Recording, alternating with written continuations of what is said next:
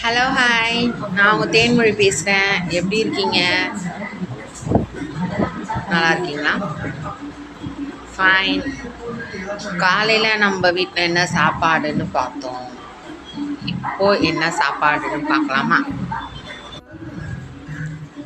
சாப்பாடு, மீன் குழம்பு, கூட்டு.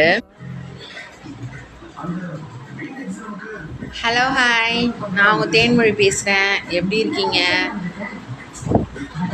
நல்லா இருக்கீங்களா? ஃபைன். காலையில் நம்ம வீட்டில் என்ன சாப்பாடுன்னு சாப்பாடு, மீன் குழம்பு, கூட்டு, அதில் உள்ள கத்திரிக்காய், வறுத்த மீன்.